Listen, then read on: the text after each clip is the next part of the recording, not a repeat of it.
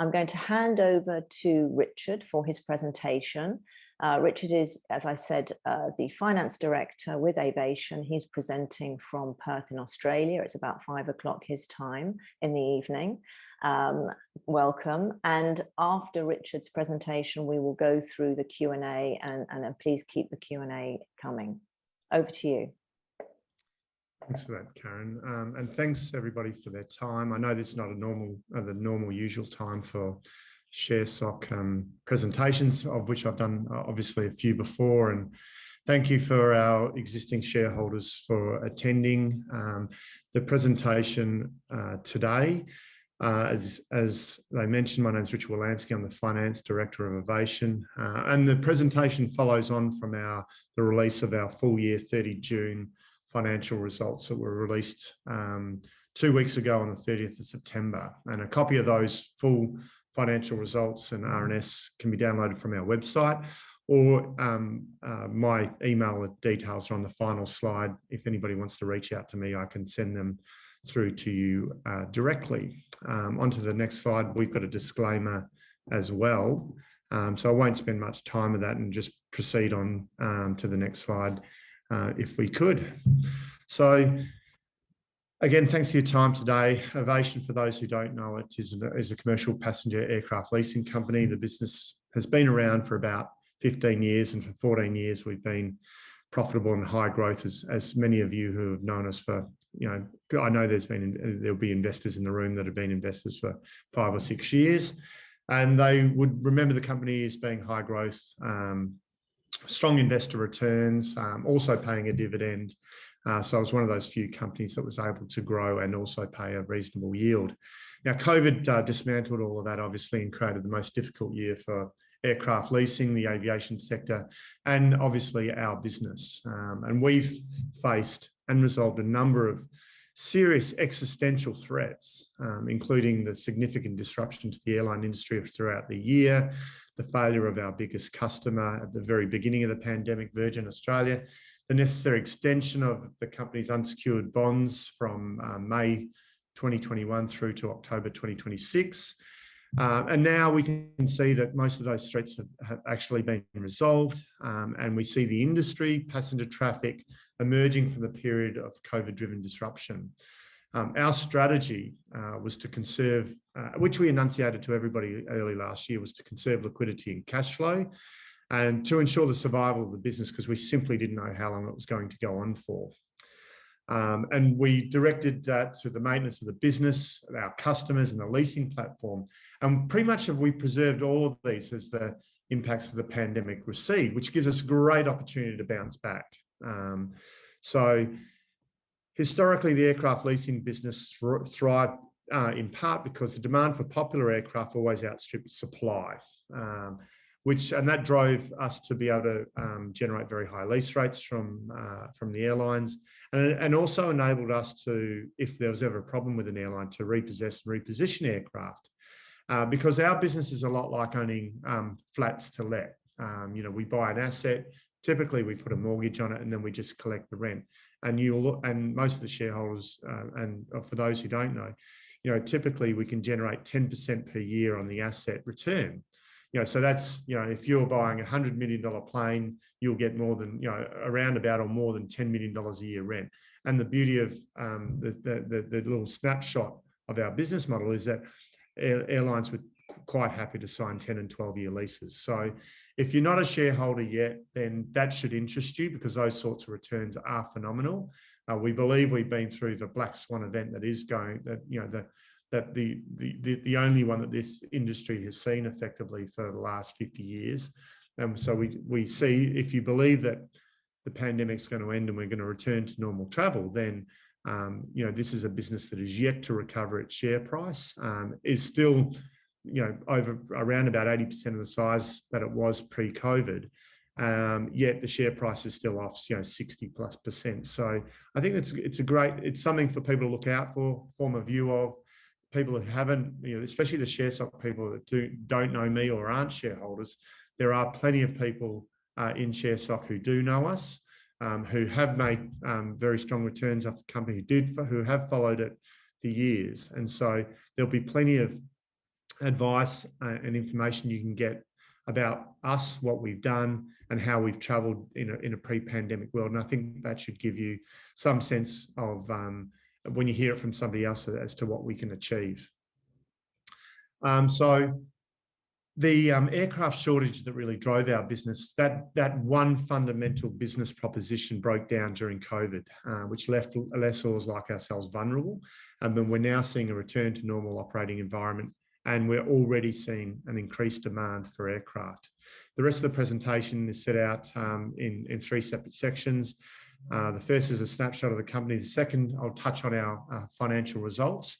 And then most importantly, I'll talk about where we're going to from here into calendar year 2022. And then obviously open up for some Q&A. On to the next slide. The year ended 30 June 2021.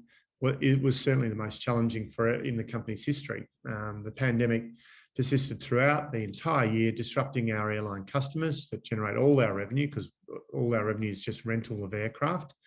It disrupted the entire industry and also impacted severely aircraft valuations. And when you think that aircraft make up, effectively 85, 90% of our balance sheet, we were always going to have a dramatically bad year as a result of COVID. But as I said, we think that year is now done, and we're moving on to sort of brighter pastures. So just the snapshot of the company, we had 44 aircraft in the fleet, serving 19 different customers in 15 different countries. And so this is where we are today. We had 19 customers before the pandemic. We really only lost one. We've gained one in the interim. We still have exposure to 15 countries, so we have the diversification. And our fleet so far, reduced from about 48, 49 aircraft to the 44 it is, although we have indicated that we do expect to sell 4 or 5 more aircraft by Christmas as we start to recapitalise the business and turn those old aircraft into cash, which will then turn into new aircraft and start to grow the business again.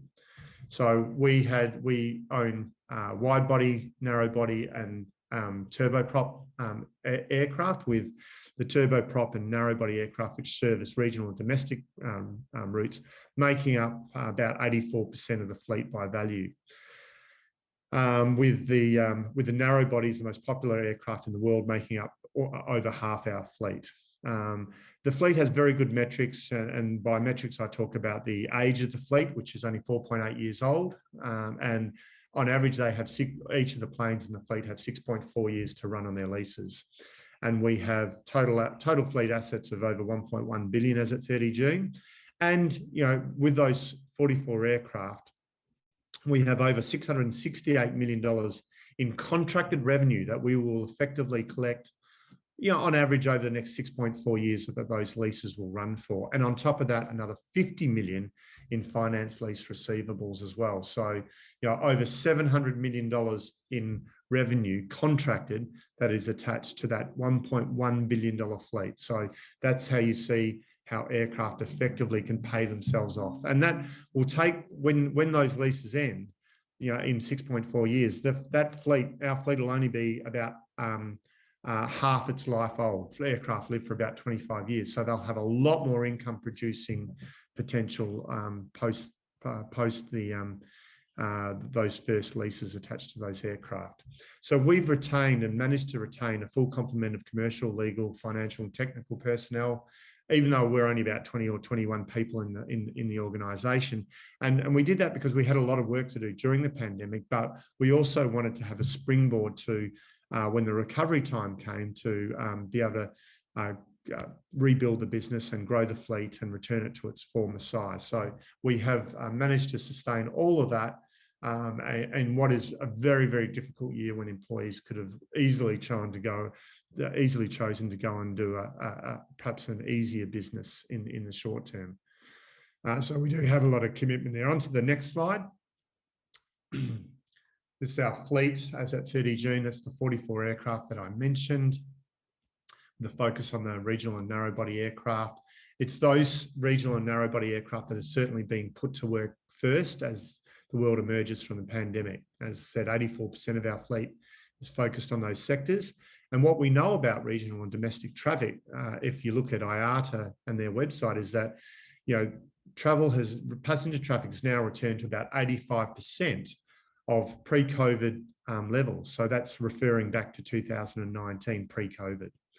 During the year, as part of the pandemic response, we rescheduled our order book for the turboprop ATR aircraft to reduce our capital expenditure, because we wanted to, nobody wanted planes at that time. We wanted to preserve our cash. So we rescheduled those deliveries, and our first deliveries are not coming until late calendar year 2022. And we have orders for 2 aircraft and purchase rights for another 28. So 30 ATR aircraft represents about $600 million worth of fleet that we could potentially add to the current fleet. So we could grow our fleet effectively from 44 to 74 and literally grow our fleet by another 60%, just with the relationship that we have in the turboprop sector with the manufacturer being ATR. But we also buy jets from airlines and other lessors, and jets make up 70% of our fleet. So we can certainly have a pathway to growth and certainly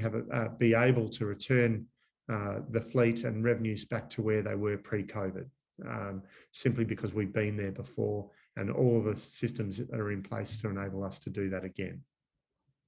So we like buying brand new or young aircraft, putting them on 10 or 12-year leases, because we know that effectively they pay themselves off and generate great profits for shareholders, which is what's driven the share price in the past.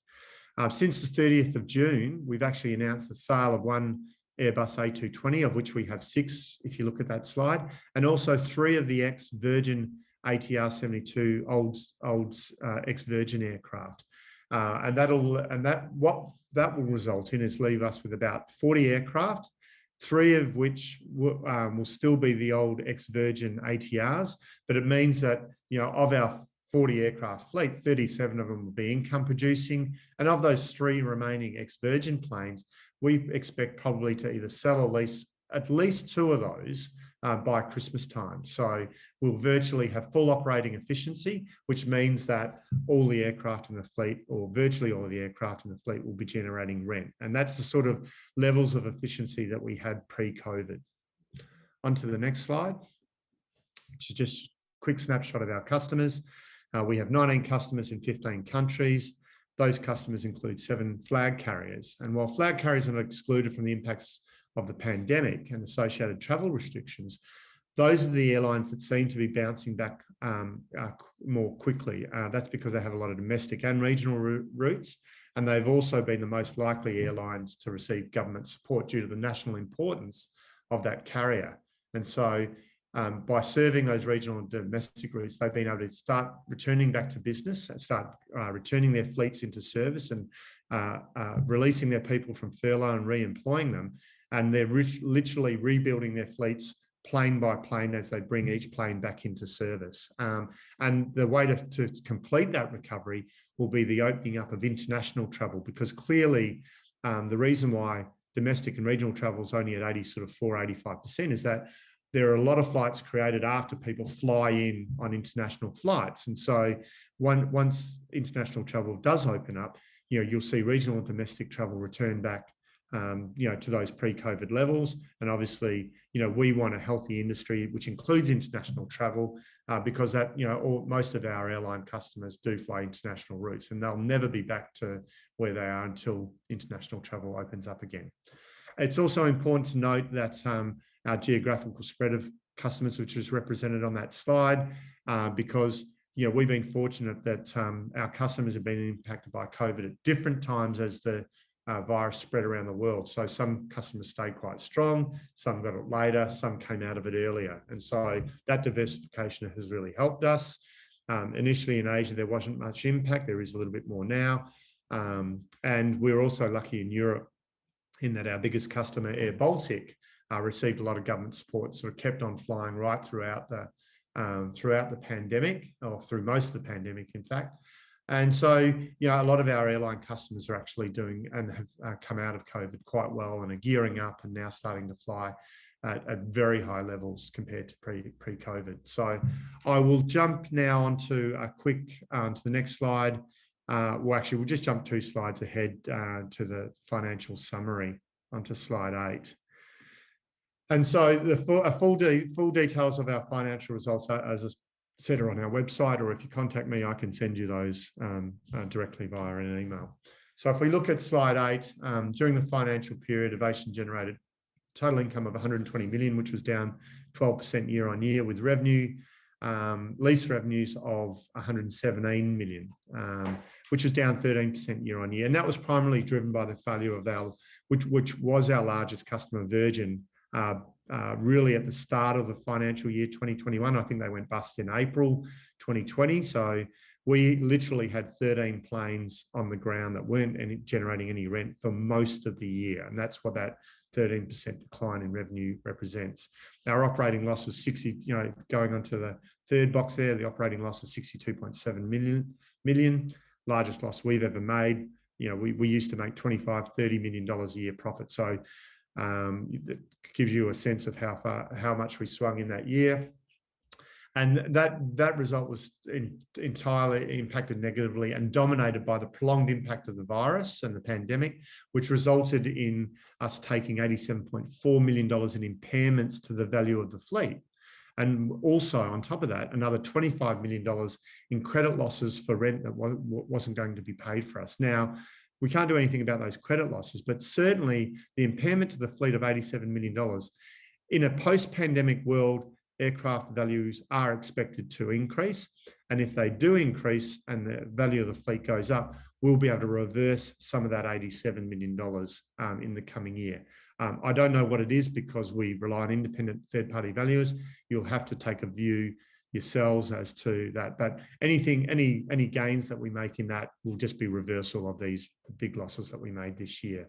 But just keep in mind that it's our expectation that it's more than likely to happen.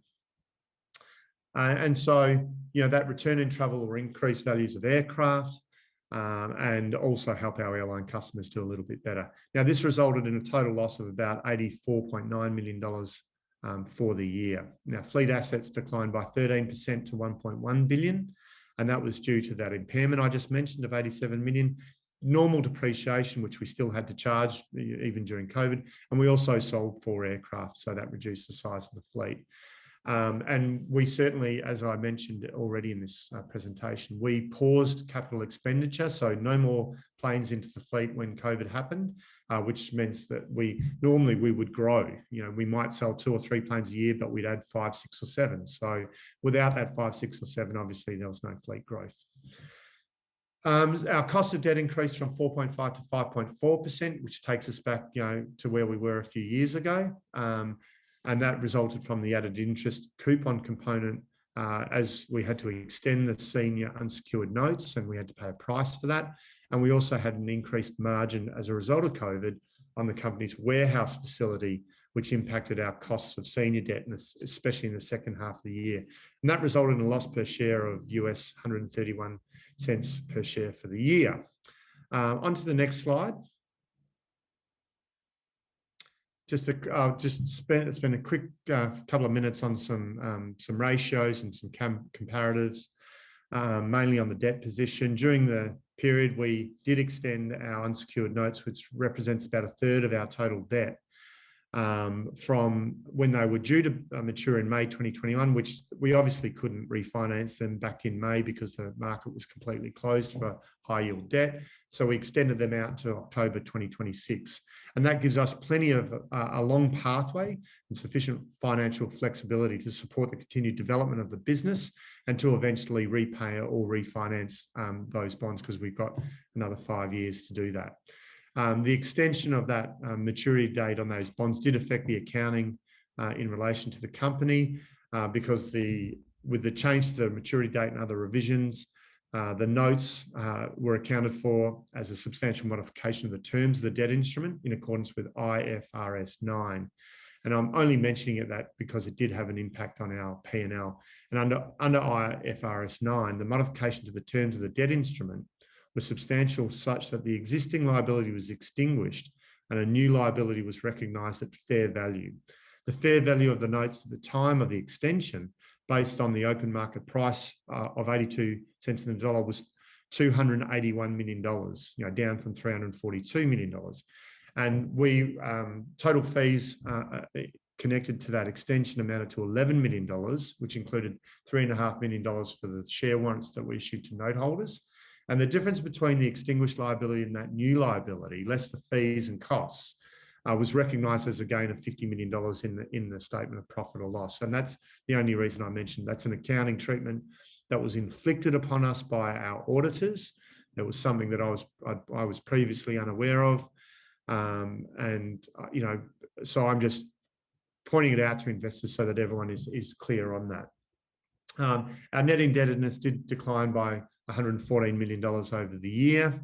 There was an increase in the weighted average cost of secured debt facilities to 3.9% up from 3.6% due to the increase in that margin that I referred to in the company's warehouse in the second half of the financial year. This and the increase in the coupon following the extension of the unsecured notes resulted in the weighted average cost of debt increasing to 5.4% from 4.5%.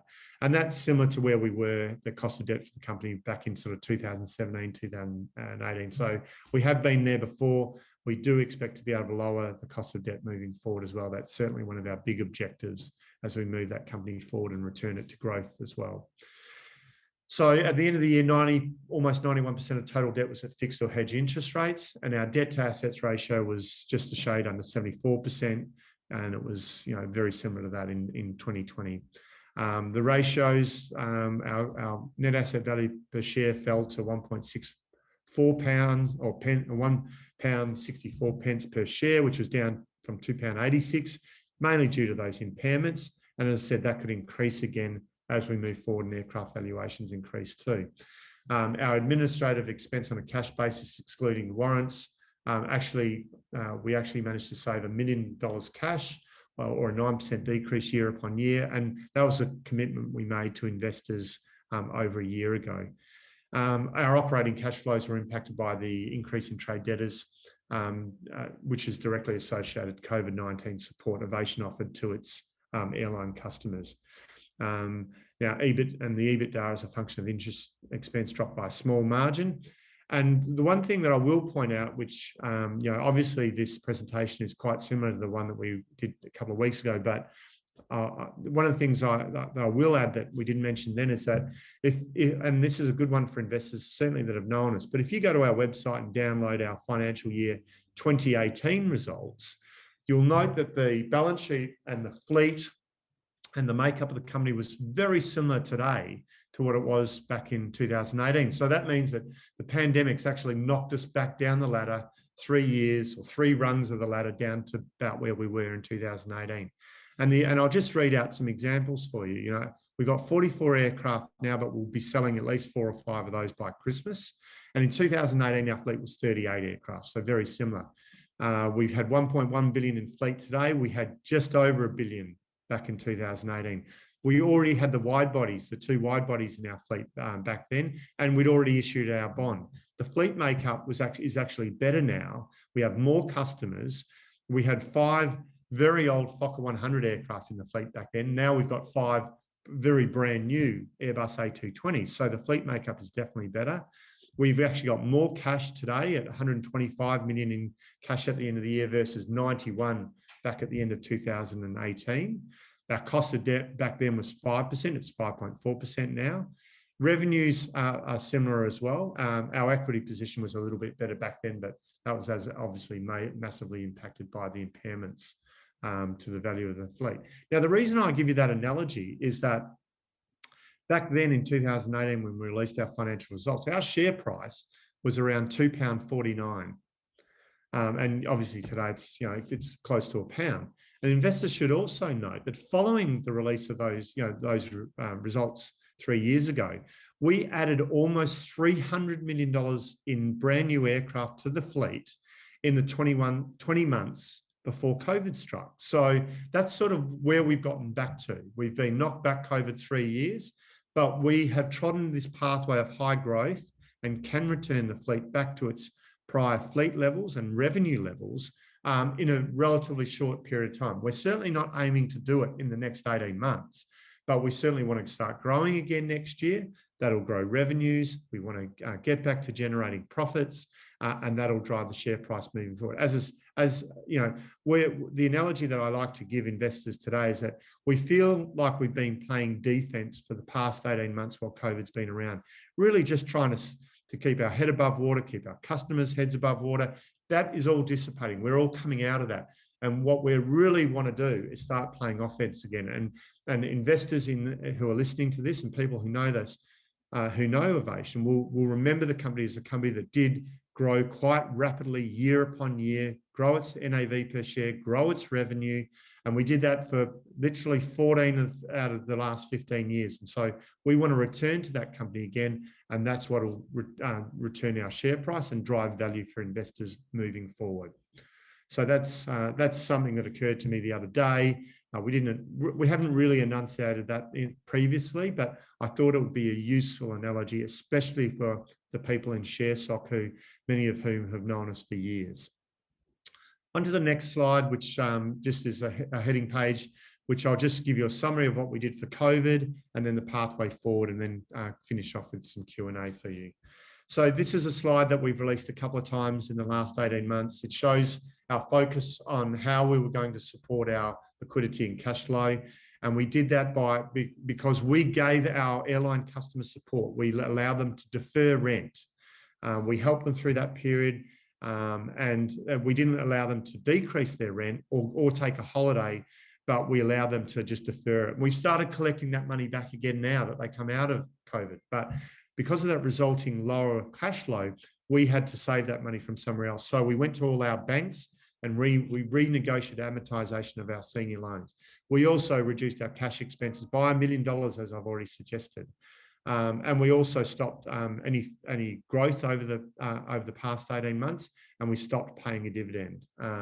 And so we want to return all those things back to normal, which we sort of plan to do over the next sort of 12 to 18 months.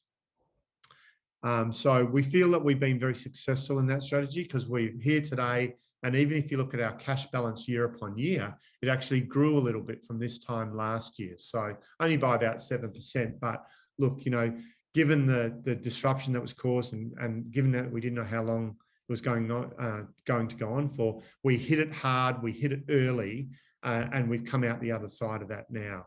And just to give you a sense on where we're going to now, we've definitely got growth coming on next year with the 2 ATRs that are being delivered. Investors may know that an ATR turboprop aircraft is worth about $20 million. So it's the cheapest aircraft that we buy. And typically we would use $15 million of debt to buy that aircraft and then have to come up with the other $5 million. Well, the good news is on those 2 aircraft, we've already prepaid $3.5 million. So to grow by 2 aircraft next year, we'll have to come up with about $1 million on each of those aircraft.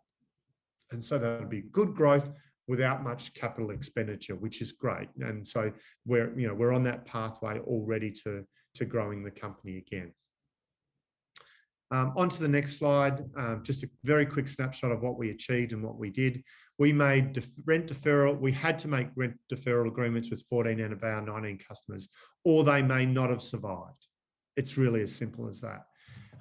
They continue to pay maintenance rents, and maintenance rent reserves, as part of their deferral agreements. And as I said, we started collecting back some of that $26 million of deferred rent. I think we've already collected over half of it back from those airline customers as they start operating on a much more normal basis in this post-pandemic environment. We then went to our banks and we actually rescheduled over $35 million in loan amortizations. And while we're already collecting the rent back from the airlines that were deferred, with the banks, we're actually repaying that deferred amortization back over the sort of average 6 years that each of our loans have to run with those banks. So we get a positive cash benefit by deferring those repayments back over 6 years, whereas with the airlines, we expect to collect all of that deferred rent back in the course of the next sort of 6 to 9 months. So we've had a win there, but it hurt us early, but we're going to get benefit on the way out. It's a timing issue in effect. One of the other things that we did is that clearly we extended the maturity date on the $342 million of bonds to October 2026. A very serious issue for us to have dealt with. Took a lot of hard work over many months to do that. We announced that only in March 2021. And that gives us the stability to move forward and a long pathway to repay or refinance or reduce those bonds, which we totally intend to do. We lowered our cash administrative expenses by 9%, and we are now positioned for recovery time. So, and I'll tell you exactly about that recovery in 2 slides' time. I'll just give you a quick snapshot on some of our customer outcomes on the next slide. So air travel is returning. I've already mentioned that according to IATA, which looks at global passenger traffic, their July analysis showed that domestic travel had returned to 84% of pre-COVID levels. International travel, however, is only at 26%. But you and I both know, as we're seeing in the US and the UK opening up to international travel as we speak, and literally the Western countries and the more affluent Asian countries are sort of opening up over the next couple of months. So we'll see that. We see international travel returning in huge amounts in calendar year 2022, and that'll be the industry fully returned to those pre-COVID levels.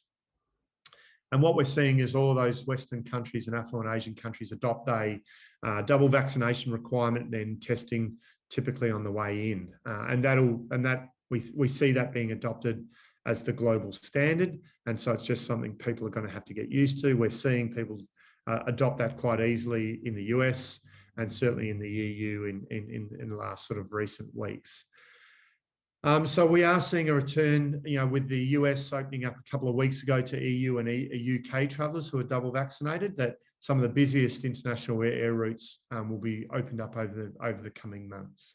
And with most of the Western and Asian countries at 70% vaccination rates, or indeed much higher on first doses, we are seeing an opening up of obviously Europe, the US, Australasia, and as I said, even those and those affluent Asian nations, with the other countries sort of opening up following that.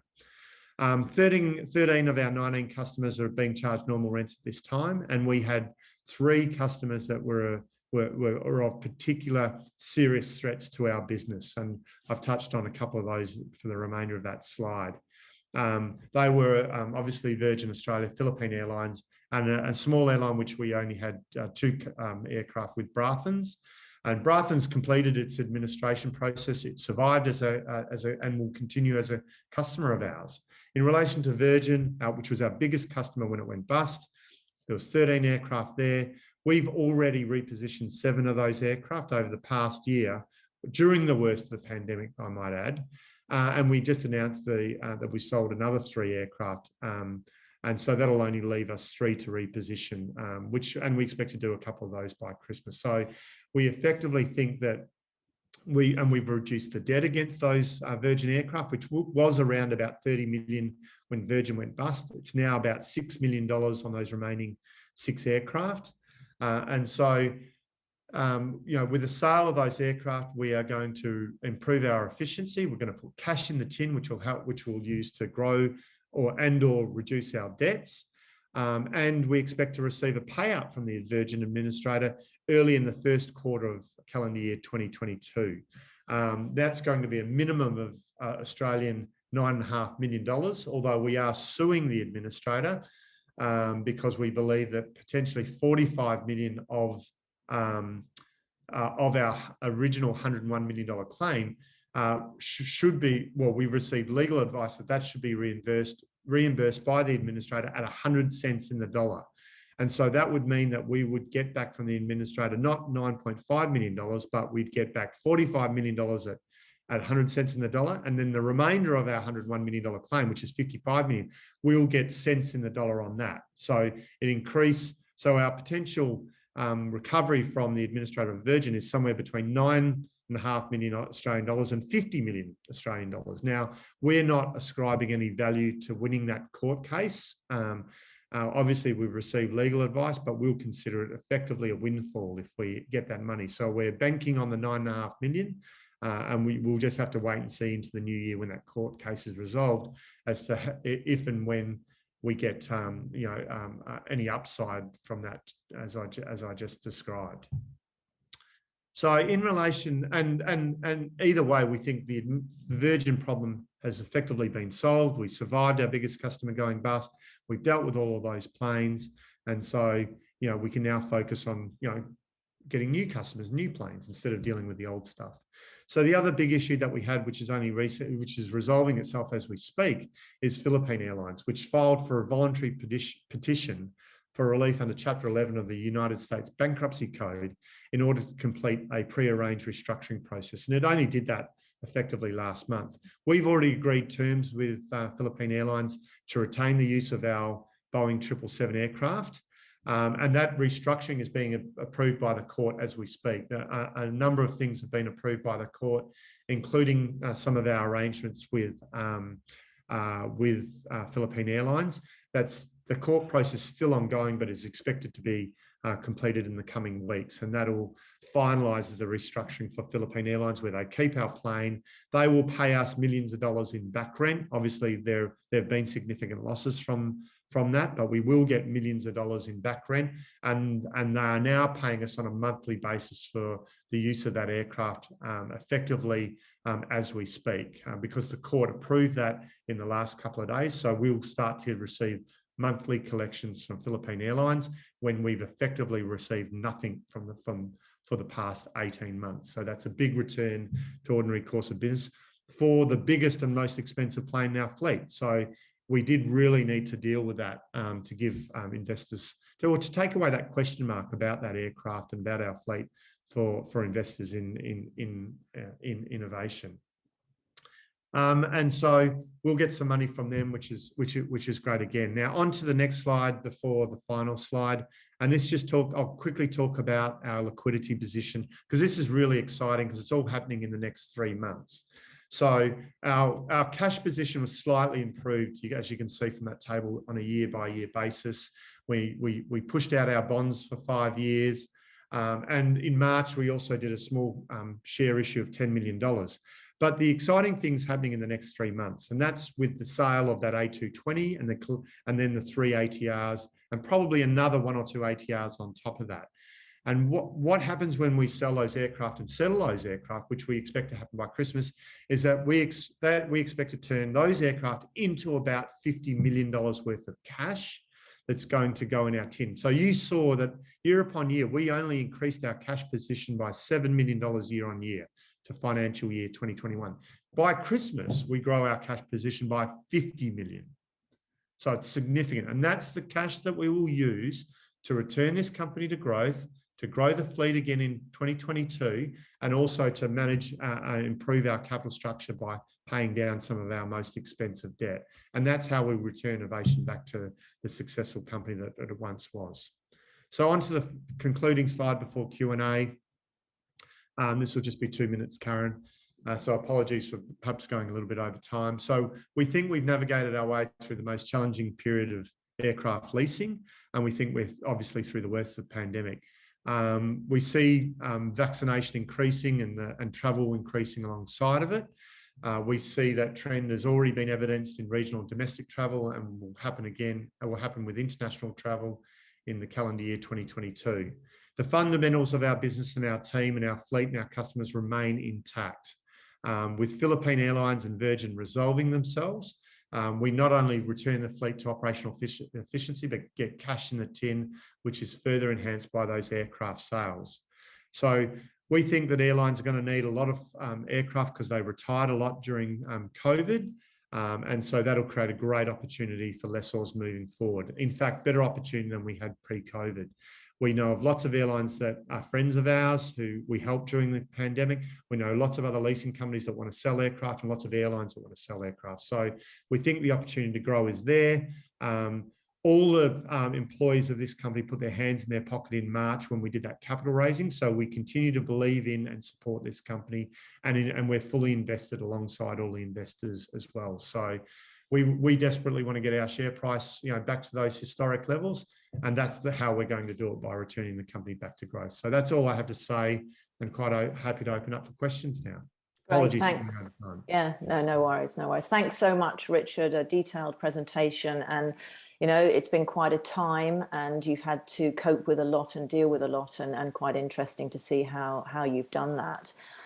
Some questions coming in, and I think we can see from them that the overall airline market and travel market is coming up as a question with regards to, you know, long haul travel not expected to recover for another 3 to 5 years. How will that affect your business with the wide body aircraft in your fleet? Another question regards vaccination levels in Asia being slow, so will regional travel pick up? And I think a broader sort of picture of the airline industry and how travel may be affected post-COVID. Do you see less business travel? Will that affect your sort of demand side? Yeah, look, I mean, on the travel side and the return to travel, I mean, that is purely conjecture. I mean, my opinion is that it will return. I was stunned that domestic travel returned to 84% of pre-COVID levels so quickly. People weren't expecting that to happen till next year. And the talk of international travel taking to 2024 or 2025, I think, you know, I think that is a little bit pessimistic, because we see, you know, with a vaccination-led drive for inbound travellers, that, you know, routes are picking up very, very quickly, and we're seeing that from ticket sales all around the world from the airline. So I think that 2022 there'll be a snapback of international travel. I don't think it'll get there entirely, but I do think it'll be quite good. I mean, our business is positioned more towards regional and domestic travel anyway. And just to answer that specific question that you mentioned about our wide bodies, is that I've just detailed what we did with the wide body with Philippine Airlines. So we think that aircraft is safe. They'll be restructured. They'll be recapitalized. You know, they're paying rent on a monthly basis as we speak now. So we hope that restructuring has been successful. In relation to our other wide body, which is an A330 with EVA Airlines, I can tell you that EVA, you know, we think are one of the best airlines in the world. They did not require any help from us at all during the pandemic. They didn't defer any rent. They paid their rent on time every month throughout that entire period. So both of those aircraft we think are going to have a long and lucrative life. They're still very young aircraft. We got them new in 2017, so they've still got a long way to go. So we sort of see that our business is, and we also expect as we grow moving forward that that'll most likely be with narrow body jets and ATRs. So again, focusing more on that domestic and regional routes as we go forward. Yes, there's a question here about Vietnam Air Services having suspended for quite a while now. Has this impacted their payment flow? Yeah, look, they have been impacted by the pandemic, and this is, I alluded to this earlier in the presentation, in that for literally throughout 2020, they saw very, very little impact, and even in early 2021, those Southeast Asian airlines have really been impacted by Delta, you know, the rise of Delta in sort of from February onwards, or January and February onwards, and so we are still working closely with those guys. You know, they sort of cruised through the first part of COVID, but it's a little bit more difficult now. Certainly with Vietnam, they're talking about opening up again in the next month. And so we do expect them to get to business, you know, back to normal. So I'm certainly not saying that we're out of the woods and that COVID is completely over. So don't get me wrong on that. We are still having to work with our customers. We are still monitoring much more closely than we did pre-COVID, but certainly across the board, the 19 customers in the fleet, things are certainly returning to normal. So would it be fair to say that you're going to keep your focus on Asia and the regional and domestic sort of sector there, and not maybe consider expanding to other geographic areas such as South America or the States? Yeah. And look, I mean, people who've known us for years know that we preferred Europe and Asia because it was easy to deal with customers and get paid there and move aircraft around there. We never really liked Africa. We never really liked South America. And you can see from COVID, you know, the damage has been done in those sorts of areas, in that they're going to take longer to get out of COVID. And there's been a lot more airline disasters in those regions. So that was, that was smart by us. We preferred the areas where it's a little bit more mature markets, well used, less growth, and so and there were certain reasons that we didn't so those are reasons we stayed out of South America and Africa. USA, there's a lot of competition there, so we only had small exposure there. And China, there's a lot of competition inside China, so we didn't have any exposure there as well. So we still think that Europe and Asia are the best opportunities for us moving forward. We'll relook at the US moving forward because they're doing particularly well, but I wouldn't expect to see us invest too heavily in South America or Africa, and that's really because, Karen, if you don't know the company, I mean, we are simply investors. We go around choosing aircraft assets, so we have very detailed investment criteria, very similar to what all the people listening to this call do. You look at a number of stocks, but you might only buy one or two. We look at literally hundreds of aircraft to buy the 5, 6, or 7 that we would buy each year.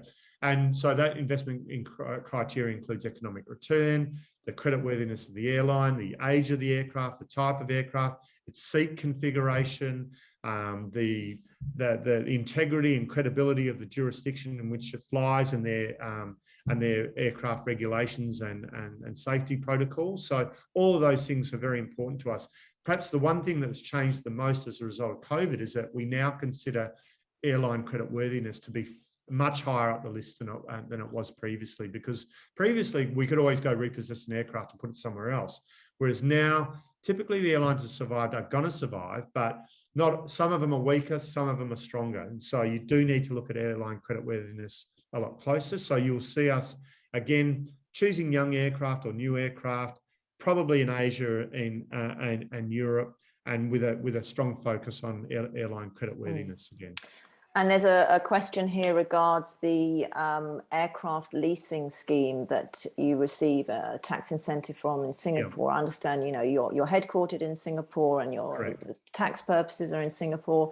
So that runs apparently until 2023. There was an extension on that. What happens after that, and how much does this incentive affect your bottom line?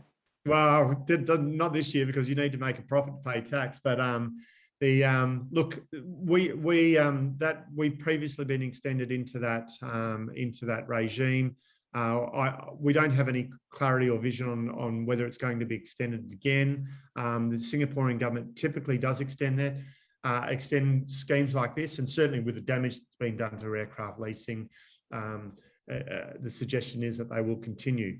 But what it means is that we pay that scheme allows us to pay a slightly lower tax rate. Now, Singapore is already a low tax regime. So what it did was effectively drop our tax rate from, I think, about 18% to about 10%. So it's not the end of the world if that scheme isn't extended, but we hope that it will, and have still got some runway before that scheme ends anyway. There's a question here about will any expansion of the narrow-bodied fleet be buying second-hand assets, as you have no buying options for this type? And I guess sort of coupled with that is the big environment question, and how aviation may change going forwards, and how prepared and fuel efficient your planes are, and if that's going to be a factor going forwards in your stock. It is. The environmental concerns are more widespread nowadays than they ever have been before.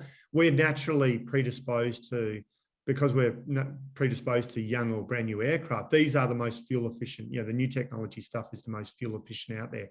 So we were already one of the most heavily weighted lessors towards new and fuel efficient aircraft. And in fact, we'd received a couple of awards for leasing out some of the most fuel efficient aircraft on the planet, which, of which the turboprop, the ATR, which we have a very strong allegiance to, is actually one of the most fuel efficient aircraft on Earth on a per seat per hour basis. And so we've been able to obtain green loans as a result of our association with that aircraft. And as we move forward into the future and grow with our focus on brand new and young aircraft, that will be the most fuel efficient type. So we do recognise where the industry is going. We're fully supportive of it. Look, at the end of the day, it's a no-brainer for everybody, because the biggest cost for airlines is still the cost of fuel. And so the more fuel efficient aircraft that they use, the better off the world is, the better off they are, the better off we are. So I think by default, even if people who sit there and say, look, this is a very heavy industry, obviously airlines, burning a lot of fuel, is an industry that generates carbon emissions. But the reality is, we're not going to go back to sailing sailboats around the world. So we do need to progress into a world that is far more fuel efficient. And that has, if you look at the last 50 years of aircraft efficiency, both on noise, fuel, and every other performance factor, they've increased efficiency hugely in terms of fuel per seat per hour, in terms of 80 or 90% reduction in noise, and other things like that. So it'll naturally go that way. They're already looking at hybrid additions to aircraft, so there'll be plenty of that happening in the near future. We've got a question here about the competition and your competitors, how they've managed in the pandemic environment, and is there an opportunity there for Avation? Yes, there is. Obviously, there's a few lessors that didn't sort of come out of it as well as us. So there's buying opportunities there. The other thing that's happened, which investors may be aware of if they follow this space at all, is the biggest lessor on Earth, which is AerCap, bought the second largest lessor on Earth, which was GCAS. And they both, so we had, as I just told you, we have 44 planes today. Each of those lessors have over 1,000 aircraft. And by joining those two portfolios together, they will have mismatches, they'll have overweighting, and they will reduce and manage that portfolio. And they will sell hundreds of aircraft to lessors like us in the next couple of years. So that's a ready source of fleet and aircraft for us moving forward that wasn't available pre-COVID. So it's one of the reasons why we think the opportunities are greater than they were pre-COVID. And the other reason, obviously, is that a lot of older aircraft from sort of 15 to 25 years old got retired early because of COVID. So now that we come out of COVID, they're not going to restart those planes. They've already been torn apart. So the airlines have to buy new stuff. Just going back to one of the first questions that was posted, and it's about dividends. And I think many of us will understand why the last 18 months have proved difficult for that. But going forwards, what would be the view there? Yeah, look, we want to return to that as soon as possible. And I can't make a prediction for 2022. We still got the impacts of the pandemic this year. But we'd certainly like to return that in a small way within a couple of years. I mean, we ended up paying, multiple cents in the dollar. I think our last yield on the dividend we paid was about 3%, which is an unbelievable yield for a company that was doubling in size every 3 years. So, we're not going to pay 3% in year one, but we'd love to return to paying a few cents, 1 or 2 or 3 cents a share, just to get the interest from those investors that like dividends, and then grow that as we become more and more profitable. We didn't pay dividends from day one. We were really investing most of our money back into fleet growth and growing the fleet, growing revenues, growing NAV per share. And that's what drove the share price the most. So that's what we want to return to as our major objective. But certainly paying a dividend, if not next year, the following year, is very high on our agenda. Just a couple more questions as well. There's a question about who holds the bonds and the timing of release of the annual report. Yeah, the annual report should be out by the end of this month, within 2 weeks. That is our expectation. Our CFOs are beavering away at that. Each year they grow by 20 pages, unfortunately, due to all the new rules and regulations. So that will be available. In relation to the bond, who holds the bond? Look, our bond. We're a high yield company. It's the largest US investors that hold bonds. So it's names that you would be familiar with if you follow the US markets. It's the PIMCOs, the BlackRocks of the world that own the bonds. They obviously cooperated with us to extend those bonds out by 5 years, with which we wouldn't have existed if we didn't get that extension. And so we now have that long runway to repay or refinance those bonds. And what we'd like to do through operating cash flow is actually buy back some of those bonds, because the people on this call are primarily equity investors, but just so you know that bonds are freely tradable as well. And so our bonds are still trading below 85 cents in the dollar. They were as low as the mid 60s. So they've bounced back a long way, which obviously gives a sense that the bondholders believe the company's going to survive and prosper. But at these sorts of prices, we're very interested in buying some of our bonds back as we get some of this cash in the tin that I talked about over the next 6 months. Because if we, I said we're selling these 10, 11, 12-year-old ATRs that were with Virgin. Now, those planes are midlife, and originally they were $20 million planes. So you know that they're in our book for around about $10 million. And that's, we're achieving about 9 or 10 million, between $8.5 and $9.5 million in aircraft when we're selling them. So that market has returned to reasonable levels. So we sell one of those planes and we net $8 million after paying off debt. Well, right now we can go and buy $10 million of bonds back. So that means that we reduce our principal by $10 million. So we made a $2 million profit day one. It means we no longer have to pay interest on that $10 million for the next 5 years. That is our most expensive debt that we have in our book. So it increases profitability and lowers our cost of debt. And the other thing it obviously does is, if we start buying bonds back ourselves, which we intend to do over the next sort of 6 to 9 months, that sends a very positive message to the market. Those bonds are then likely to trade up. And then that makes it very easy for us to refinance those bonds in a couple of years' time if we're able to do that, because they price any replacement bond based on what your old bond is trading at. And right now, our bond, if you buy it at 85 cents and it's paying you 8% interest, the real interest you're getting is 13 or 14% because you only outlaid 85 cents for it.